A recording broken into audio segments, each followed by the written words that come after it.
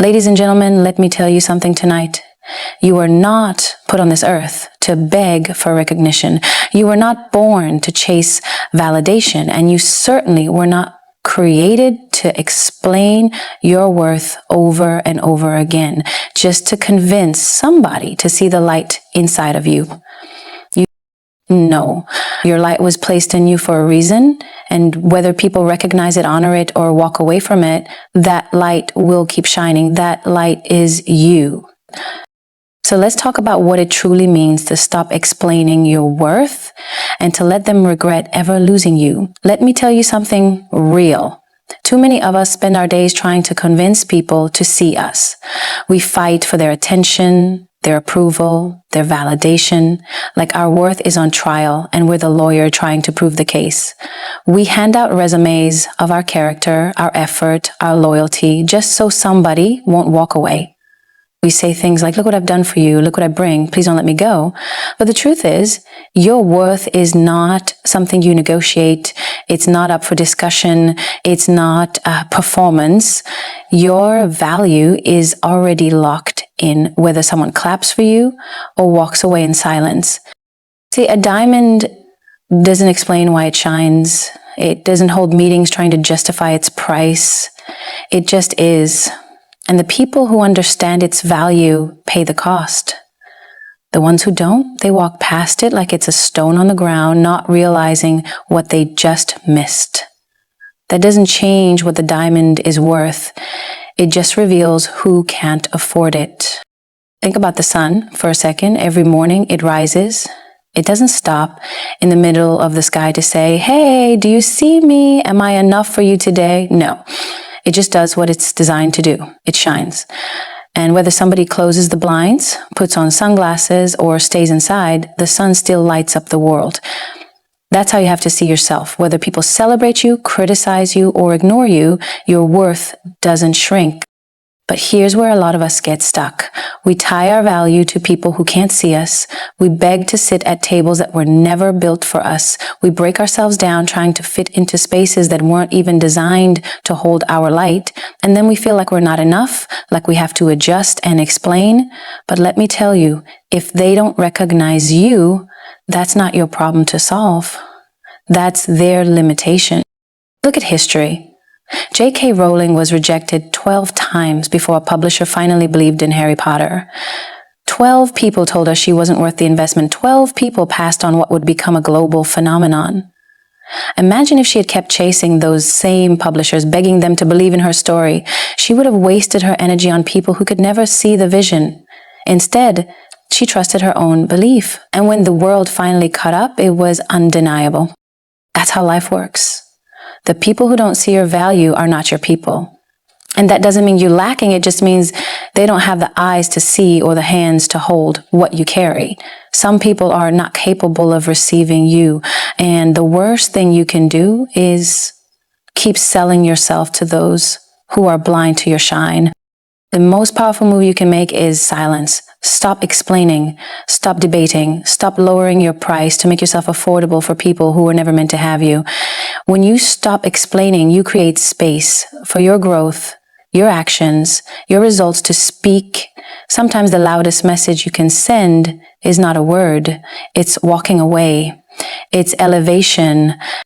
I know a woman who worked at a company where she gave everything she had, her time, her ideas, her creativity, but she was overlooked, underpaid, and underappreciated. She could have spent her days begging for recognition, listing out why she deserved better.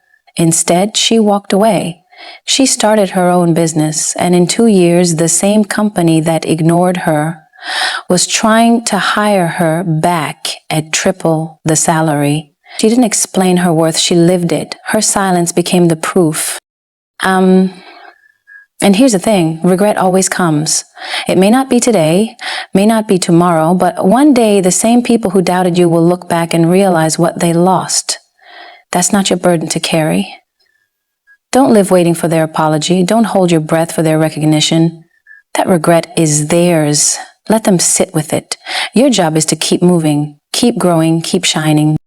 Because the best I told you so is not spoken, it's lived.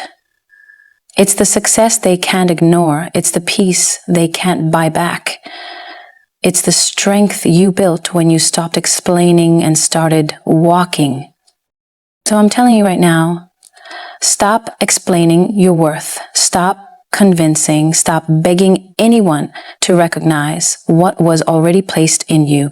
Shine like the diamond you are, rise like the sun, and whether they stay, leave, or regret it later, know this: your worth was never up for debate.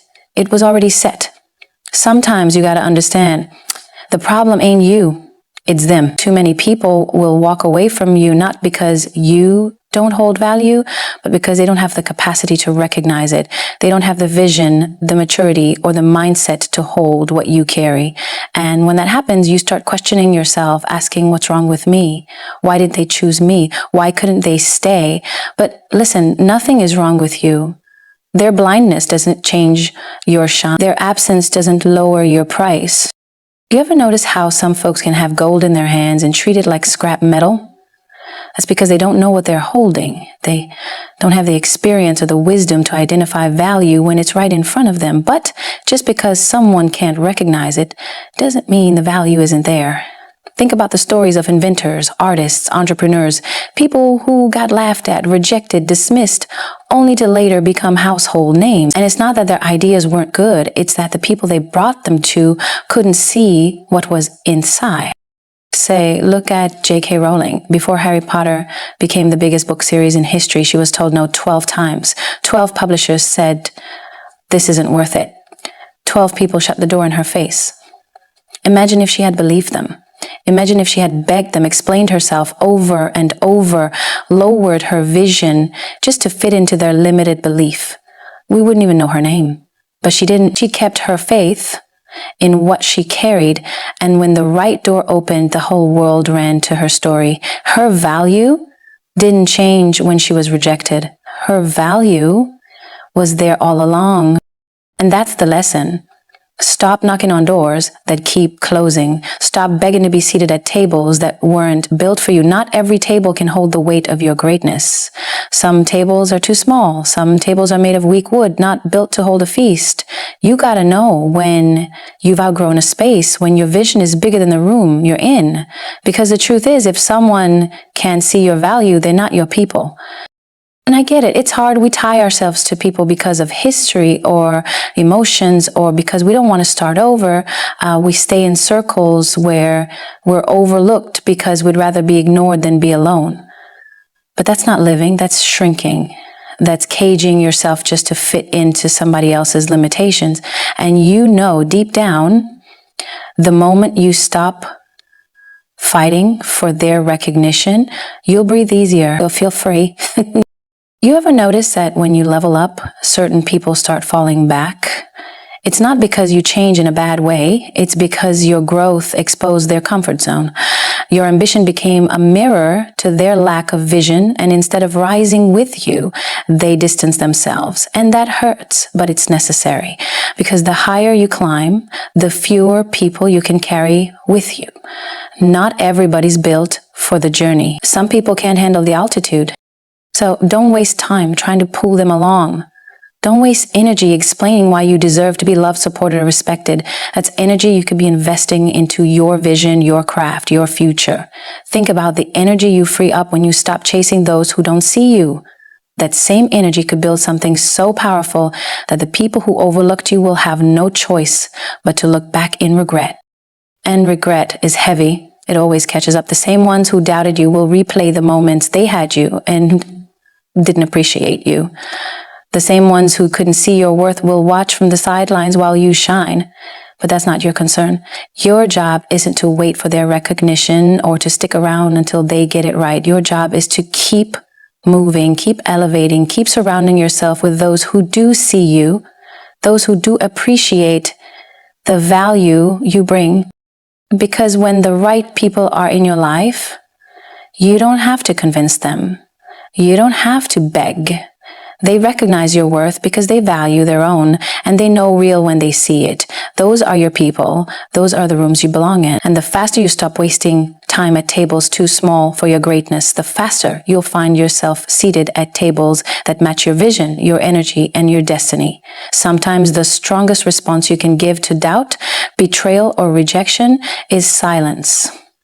Not because you don't have words, not because you don't have a case to make, but because silence has a power that talking will never carry. When you stop explaining, you open up a lane for your actions, your growth, your progress to speak for you. And believe me, that message always rings louder than any argument ever could. We live in a world where everybody wants to explain themselves. Social media made it so people think every move needs a caption, every setback needs a statement, every success needs validation. But the truth is, silence creates impact. Silence makes people pay attention in ways words can't. When you choose not to explain, you create attention. People start watching. They start wondering. They start waiting to see what happens next. And that's when your results, your peace, your shine become the answer. See, arguing drains you. Explaining drains you. Every time you're trying to convince someone of who you are, you're giving away energy you could be investing in building yourself up. You could be learning, creating, planting seeds, but instead you're stuck in a loop, repeating your value to people who probably made their mind up about you before you even opened your mouth. That's why silence is powerful. It saves your energy for what matters. It allows you to focus on execution, not explanation. I knew a woman who worked in a toxic job where she gave her all and was constantly overlooked. She could have spent her time pleading for recognition, writing emails, trying to prove her worth. Instead, she went silent. She walked away, built her own business from the ground up, and within 2 years, the same company that ignored her was trying to hire her back at triple the pay. That's what silence does. It lets your actions deliver the message for you, and that message will always be louder than begging someone to see your value. This ain't just about jobs, though. Think about relationships. When someone doubts you, mistreats you, or fails to appreciate you, your first instinct is to explain yourself, to argue, to prove, to show them everything they're overlooking. But silence says more. Walking away with your dignity intact says more. Pouring your energy into becoming better instead of begging them to recognize your worth, it speaks volume. And when they see you thriving without them, that silence hits harder than any speech you could have given. History proves this over and over. Look at some of the greats who were doubted early in their careers. They didn't waste time arguing with critics. They went silent, went to work, and let success become the proof. Every time you see someone at the top who was once counted out, that's the power of silence in motion. And silence isn't weakness. Don't get it confused. Silence doesn't mean you're scared to speak or too broken to defend yourself. Silence is discipline. Silence is control. It's you saying, I don't owe you my energy. I don't owe you my explanation. Watch me work. That type of silence shakes rooms. It makes people rethink their judgment. It makes the ones who doubted you carry the weight of their own words. I've seen it in real life too. A young man I knew was counted out early. Teachers told him he'd never make it. People in his own circle doubted him. He didn't argue. He didn't clap back. He kept his head down, stayed focused, put in work. Years later, those same people who doubted him are the ones telling his story, bragging about knowing him, using his name to motivate others. Remember that. That's the loudest silence you'll ever hear, when the same voices that doubted you become the ones echoing your success. And the beautiful part is, silence protects your peace. You don't get caught in endless debates. You don't get pulled into drama. You don't waste breath trying to explain what was already clear to anyone who had eyes to see. You let your life, your actions, your consistency speak. And nothing cuts deeper than undeniable results. So the next time you're tempted to explain yourself to someone who can't see your worth, think about the power of silence. Let them underestimate you. Let them walk away. Let them doubt. Because when you focus on building, when you put your energy into execution instead of explanation, eventually the same people who counted you out will have no choice but to pay attention. And your silence, the silence they mistook for weakness, will end up being the loudest statement you ever made. Here's the truth. When people lose someone of real value, regret always comes knocking. It may not be today, it may not be tomorrow, but one day they'll look back and recognize what they had and what they let slip through their hands. It's a natural law. When you mishandle something precious, eventually reality catches up. But that's not your burden to carry. Their regret isn't your business, and their apology isn't your prize. You don't live your life waiting on them to wake up. You move forward, you grow, you become stronger, wiser, and more radiant than you were when they had you. The problem is, too many of us waste time sitting in the waiting room of regret, hoping the people who hurt us, overlooked us, or abandoned us will come back and say sorry. We pause our progress. We hold our heads down. We let their mistake hold us hostage. But you can't build your future while you're sitting in the rubble of someone else's loss. Their regret is theirs to carry. Yours is to rise. Think about it. How many stories have you heard of people who were dismissed early on, whether in relationships, careers, or friendships, and later became the very definition of success? And what always happens? The same people who counted them out circle back, saying, I knew you had it in you, or I should have treated you better. That's not validation. That's regret speaking. That's the sound of someone realizing too late what they had. But the beauty is, by the time that moment comes, you'll be so focused on your journey that their regret won't even move you. I remember hearing about an athlete who was doubted by his coaches, told he wasn't good enough, benched for most of his early career. He didn't fight for their approval. He put his energy into his craft, into discipline, into outworking the doubt. Years later, he was not only starting, but breaking records. And those same coaches, they were the ones holding interviews saying they always knew he'd be great, but deep down they knew they didn't. That's regret. And it didn't belong to him, it belonged to them. His job wasn't to hold it for them, it was to keep moving forward. That's how you have to look at life. Stop rehearsing conversations you may never have. Stop waiting for someone to come back and say the words you think will heal you. Healing doesn't come from their apology. Healing comes from your decision to let go, to protect your peace, to rise above the situation. Because the best I told you so is not something you say with your mouth. It's something you live. It's the glow that can be ignored, the progress that can be denied, the dignity that never broke, even when you were underestimated. Regret is a heavy weight, and it's supposed to be. It was never meant for you to carry. It's theirs. When they realize they mishandled someone of true worth, that pain sits with them. They'll replay moments, rethink choices, and wish they had acted differently. But by then, you'll already be gone, building a life so strong and so full that their absence doesn't even echo anymore. And that's the real victory, knowing you didn't let their mistake become your prison. Sometimes the best revenge really is no revenge at all. It's peace. It's joy. It's walking into rooms they never thought you'd enter, achieving milestones they never thought you'd reach, and doing it all without bitterness in your heart. That kind of success, that kind of wholeness is louder than any speech, any clapback, any explanation. It shows that their doubt, their betrayal, their rejection didn't stop you. It refined you. So when people lose you, let them. Don't chase, don't explain, don't beg. Let them carry the regret when it comes, because it always does. Your role is to keep elevating, to keep shining, to keep proving to yourself, not to them, that you are unstoppable. And in the end, when they look back and see what they lost, the silence of your absence will speak louder than anything you could have said. So my message tonight is this. Stop explaining your worth. Stop trying to convince. Stop begging anyone to recognize what God Himself already placed inside you. Shine like the diamond you are. Rise like the sun. Walk with the unshakable knowledge that your value is not up for debate.